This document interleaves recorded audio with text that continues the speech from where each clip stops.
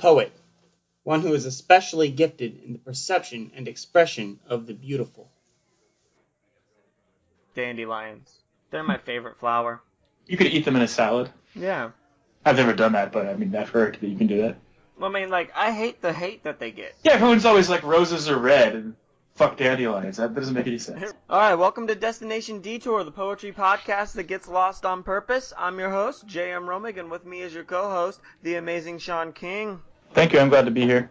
Alright, so, we'll just jump into what we're going to talk about. I've been obsessing over this topic the last week. This New Yorker article I ran across on Reddit the other day. It was all about internet poetry, and it was specifically highlighting one guy who, he's a YouTube poet named Steve Roggenbuck? Roggenbuck? Yeah, Roggenbuck. Ragnarok? Yeah, Steve Ragnarok. Roggenbuck. So they're specifically citing him, but they were also talking about other internet poets that people might be more familiar with, Tao Lin, and this like weird early internet, like 2002, circa 2002 type of poetry called flarfing, which for the life of me I could not figure out. All I can gather is that it has something to do with deconstructing Google searches. Yeah, that one I guess I'm too old school to. I didn't understand what that was really either. It's like, I get most of what they're trying to do with the internet poetry. I even think like conceptually it's really awesome. I just don't think it's that practical of a way to. Like, I don't see how someone can make an entire career out of being an internet poet, like doing that style of writing. A couple things I wanted to talk about in the realm of internet poetry, because it's a big. The more I think about it, the more it encompasses a lot of things. We got like Twitter accounts, right? People using Twitter to write micro poetry, and I do that myself. I do put out haikus and stuff, and a lot of really good micro poetry goes through Twitter. I actually do something similar myself. I don't use Twitter for that, but like I just put like one-line things I think of as my Facebook status update, and they're kind of like they're poetic, I guess I would say, but they're not like a poem. A poem, yeah. I think Twitter is an amazing tool for poets. You can definitely write good poetry under 140 characters. Now most of the Twitter poems I've seen are just like, they seem kind of just like hashtag-ish, even if they're not being hashtagged, where it's just like random words. Yeah, like a lot of what's being considered like that indie alt poetry stuff sounds like that. It sounds like random words shoved together that like sound pretty if you're not paying attention to what they're saying. I actually think, now that I think about this more, like it reminds me of how in the late 90s, or like mid to late 90s, there was the whole MTV movement thing where like music videos are shot really quickly. You know, the cuts are like every few seconds and it's rapid paced. And like there was the whole genre of movies that reacted to that. Like films started filming that way. Like it started off with the movie Run, Lola, Run. It was a German film. Yeah. It's cited as being like the first movie shot that way. This kind of reminds me of that, like one media outlet like really like becoming like a style for an art form. This is kind of similar in that regard. It's very interesting to think about it that way. The way, like, yeah, if you look at Steve Roggenbuck's poetry, we were talking about that earlier, like, it's really, it does that. It jumps. It does have that jump cut feel where it's just like random, like, fucking something about my grandpa's cock, and then you want to live. You know you want to live. Living is amazing. Dance in the rain. Dance in the rain. Dance in the rain, have sex and blah blah. My grandfather has a tiny penis, and like, I don't fucking care about your grandpa's dick. I don't care about YOLO. Fuck YOLO. It seems like our culture just like as time goes on, because it's even way more so. Like I bet you if I went back and watched, I loved Run, Lola, Run. That guy's my favorite director. But if we went back and watched that now, it probably wouldn't even seem that fast. Like as time goes on, in the internet's like a direct cause of this, I guess. People in our culture want things immediately. You just want to see everything crammed into like. That's why like almost all movies are just like 88 to 90 minutes now. It's just like boom, boom, boom, boom, boom, boom, out, and you leave, and then you go get your fast food. And that I think I think there's a rebellion against that though. I mean, look at the movies. There's an equal amount of 3-hour movies, 5 fucking hours. Yeah, that is true. And I think Lord of the Rings, walking all the time, fucking movies. I love those movies, but yeah. No, I agree with you though. Yeah, like especially if you watch the extended ones, like you'd have to take an entire day to watch all 3 of them. It's like 12 and a half hours or something. I could not do that. I fall asleep. I've done that twice now. Watched all 3 of them in a row. But like I also have like 0 energy level because of health reasons. So I don't get like antsy. Yeah. With me, like it's not even a matter of getting antsy. Like long movies do that to me. Like they're super long. I like fall asleep. Or if there's too many explosions, I'll fall asleep in any movie that seems to be lacking in plot. Like Lord of the Rings, when like there's those extended walking scenes or extended fighting scenes, I lose interest because nothing is being developed, and I can't.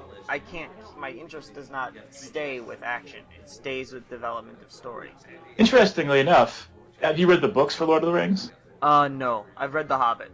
The books, he for the very reason you just cited, does not write battle scenes. He always found a way to like get out of basically writing the battle scenes. He hated them. Like in The Hobbit, he got hit in the head and then he woke up and the battle was over. Yeah. Well, why come they're all over the fucking movies then? Because that's the part people people spend money over and over again want to see. It's ridiculous. Like yeah. I mean, artists don't control the flow of art. This has nothing to do with anything we're supposed to be talking about, but yeah, The Hobbit. I loved The Hobbit because it was like a great little book, and it told the story from beginning to end, and that's all. It's just a short little book, but then they drag it out into 3 fucking movies. 3 fucking movies. Hey man, he has to make his $1 billion. Did you know he sued the Tolkien estate after the first 3 movies because he thought the $600 million he made wasn't enough? What? Yeah, he wanted more of the money from the proceeds of everything. What the fuck? He's blatantly fucking getting money off of this guy's intellectual property, and he wants more. Yeah, he like sued his son or his grandson or whoever it is that's still alive. Fuck that guy. Yeah, I said that too. Anyway, we're back keeping on that top, in, yeah. But back to poetry. No, I think that's a pretty good microcosm of what we intend to do with this show. Another aspect of internet poetry I want to talk about is what's being called image macro poetry. You know what like image macros are, like little memes, words on them and stuff.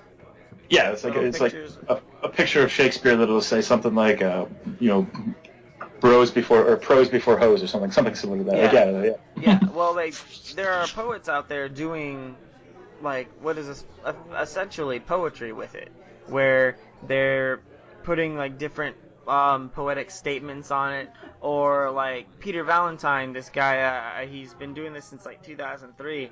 He takes the New York Times crossword puzzles and takes all the words from them and constructs these little poems that are like highly structured. The first stanza is always the across words, the second stanza is always the down words, and then the third stanza is always the answers.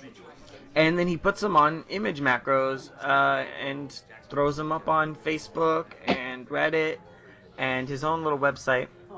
And it's really fucking cool. Like, it's really neat. Oh, that's actually interesting. Yeah. But, yeah, so there's that. And then there's, like, we were talking about with Steve and YouTube. That's the other thing, is, like, a lot of poets are using YouTube, but not on very weird, different ways, you know? Now, you got Speakeasy NYC puts up all their videos on YouTube. And then you got Vancouver. The Vancouver Poetry Slam does the same thing. They put all their videos on YouTube. So like, if you want access to quality spoken word, it's right there on YouTube. I definitely think that's a huge step in the right direction for where poetry needs to go. Mm-hmm. But at the same time, then you run into like people like Steve Roggenbuck. Fuck, I can't pronounce his last name. I'm sorry, dude, if you're listening. I don't know where I'm going with this. But yeah, this dude makes like way more money than I've ever seen doing poetry, screaming at a camera, and it pisses me off a little bit. I mean, if you go and like read the comments below his thing, everyone's just like, "This is the most beautiful poetry ever, and it's changed my life." And that's the part of it that like the people are considering this to be like high art or like some evolution of poetry. And I think the actual poetry is very devolved, but the concepts of what he's trying to do with the internet is where his contribution really lies. Like, yeah, people could learn a lot from his enthusiasm, Yeah. B, like just the use of technology to like to reach people, which he talks about. Like he has a video called like I am finally an internet bard, I think it's called. Yeah. Which is very, very pretentious and makes me want to puke a little bit. But on the other hand, he says some good things in that video. Because I don't think that one's meant as a poem. He sort of is just talking at the camera about why he does what he does. And, like, he is totally correct. Like, yeah. As a poet now, you can instantaneously reach anyone you want to reach, or anyone that you're capable of reaching. You can be reached instantaneously. Like, you don't need to have a third-party medium. Like, you don't have to go through some large press that can edit you and just decide what goes in and what doesn't, or just denies you. You can just do it yourself. And I've always said when I read my poetry or when I write a poem, like, if one person takes anything away from it, then it was totally worth writing it.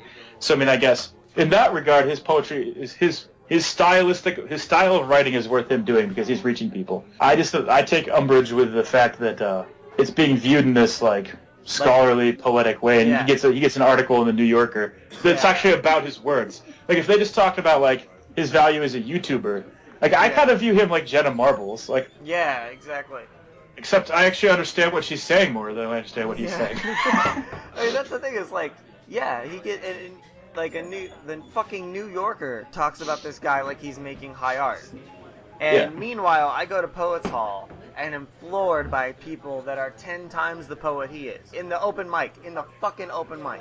Yeah, and then we still get viewed by the other academic poets as being like lesser because we go to Poets Hall and we read our stuff out loud every week and we sort of like edit on the stage and I don't know. Like so there's like definitely different levels. Like I always feel like, I'm not trying to disparage him at all. I think it's more so how people are viewing what he's doing, not even what Steve himself is doing. Yeah, what he's doing has merit. I just think that people are going gaga over the weirdest fucking shit. And, like, don't get me wrong. Like, not all internet poets are like that. Like, Tao Lin can pull it off. Tao Lin pulls it off very well. I think I'm pronouncing his name right. Yeah, I'm pretty sure we are. And I just read a review of he has a novel. Cool. It's supposed to be really, really good. So like, he's doing a lot in that genre. But he actually is talented at writing. So he's not just screaming stuff about like there's Steve Roggenbuck has a poem like I crapped in my bed and slept for 3 years or something like that. I think that's the title of it. Like what? What the fuck? That's not. I don't know. Like. Yeah, I mean, like I can throw random words together and call it a poem. If the label of poetry was not attached to him, I would not even. There'd be no negative feelings I have towards the guy. I would not. I wouldn't listen to it, but. Yeah, I mean, like the thing is like, and here's what he does do, that is weird is the fact that I actually sat through at least 5 of his videos, the entire things. It felt like I was literally wading with a D through crap to get to a couple really good, solid lines. But I knew those lines were coming. I could feel that they were in there. So I watched the entire video, waiting for them. Yeah, like most of his like 8-minute videos or 5-minute videos could be just broken down into like a 2-stanza poem and probably be okay, actually. Yeah. I'm trying not to be negative about it. Like, I just have problems with the fact that people call it poetry. Like, I'm not trying to say the guy should stop doing what he's doing. He's entertaining a lot of people, obviously, and that's good. He's reaching people, and he's getting what at the baseline is a good message across. But, like, do you really want your message to be, like, covered with this blanket of, like, where you talk about your grandpa's dick, and then you just, like, point your camera at a tree and scream random things about cockboys, which is, like, his favorite word ever in every poem. So, obviously we're biased, so I really challenge one of you guys out there listening to contact us, give us the rebuttal, because we're clearly both biased and not seeing it. I would say that's correct, yeah. Yeah. Alright, one last question, Shawn. Alright. If the world was ending in 7 days, there's nothing anyone can do to stop it, and everyone knows it. How would you spend your last week on Earth? I would make sure that I said everything to everyone that I know that I haven't said or that I want to say. That'd be the first thing that I would do. And I don't know how long that would take. Alright. I just would want to make sure that I was completely honest and forthright with everyone, and they knew exactly how I felt about them. Only in positive ways. I'm not going to go find someone I don't like and troll them. I don't mean that, but I think that's why I would start that off. That would be what I would do. How about you? Giant ass bonfire where I would pollute as much as I can, just keep the bonfire going for 7 days and do a live poetry reading. We need to do that anyway. Yeah, we do that anyway, but I'm just saying, like, all 7 days. Yeah. Huge bonfire, flipped over cars, and we'll be standing on the bottom of a flipped car reciting poetry. Yeah, it'd be like the bonfire at the end of the universe. I mean, I could actually do what I intended to do at the bonfire, so I mean, it would work out great. Yeah. All right. I could we do have it our with plans poems. for the end of the world. I'm glad that we got that out of the way. That's good. Yeah. I'm happy now. All right. Well, I think we're gonna call it a wrap. Thanks for listening, guys. We'll see you next week.